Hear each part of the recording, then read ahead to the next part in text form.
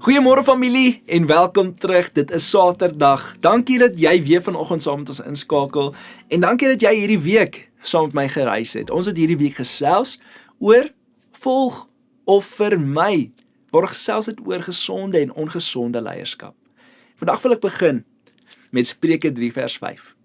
Wat vir ons sê: Vertrou op die Here met jou hele hart en steun nie op jou eie insig nie.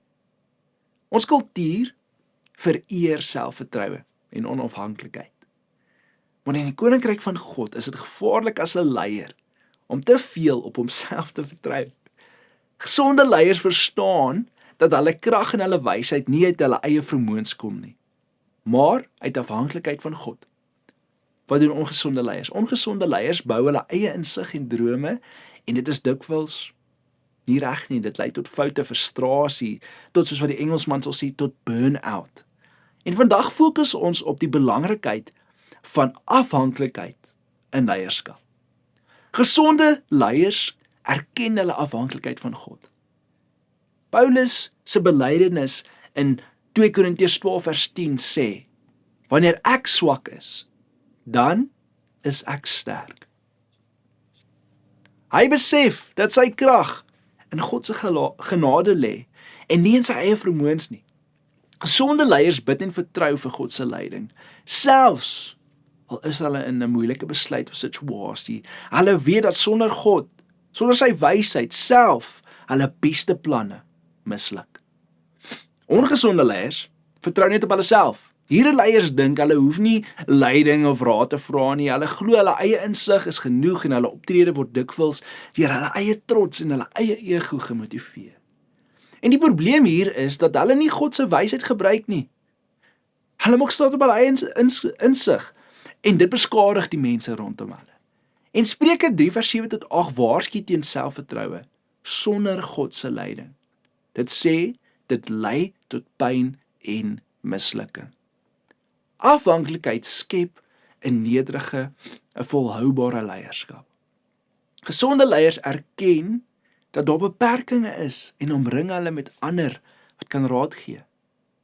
Hulle bid, hulle soek leiding uit die woord van God en hulle doen dit omdat hulle ander wil toerus. Hulle verstaan dat afhanklikheid van God hulle nie swak maak nie, maar sterker en meer effektief in die koninkryk van God maak. Praktiese voorbeeld van Jesus. Jesus het gereeldheid saam met die Vader deurgebring. Lukas 5 vers 16. Ons sien in die woord hoe hy baie keer alleen gaan.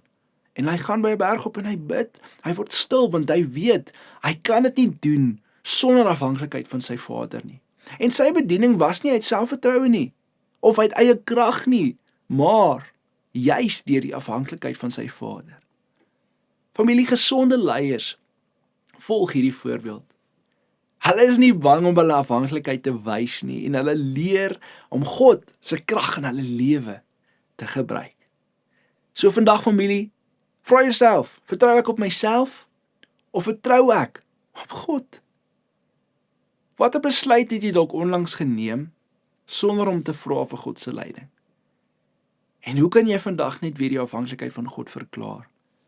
Miskien stop vandag 5 tot 10 minute te vat en stil te word na hierdie oordeenking. Net vir die Here te sê, Here, dankie. Dankie vir wat U in my geplaas het. Dankie dat U my hierdie gawes gegee het. Dankie dat U my hierdie talente gegee het.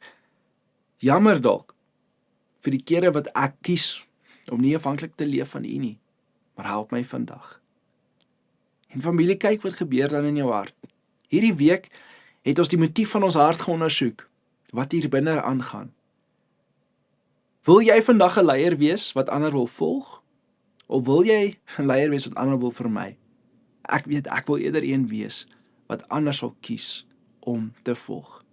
So, vra vandag die Here om jou te help daarmee.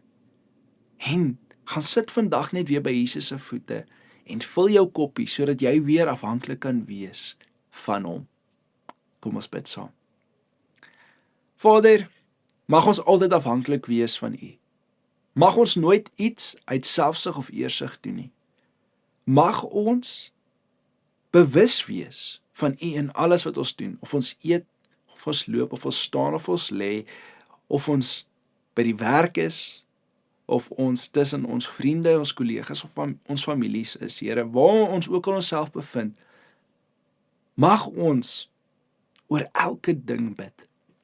Mag ons oor die kleinste dingetjies bid, en eerder u wysheid soek, Here, u afhanklikheid verklaar, sodat ons gesonde, geesvervulde leiers kan wees en kan bly.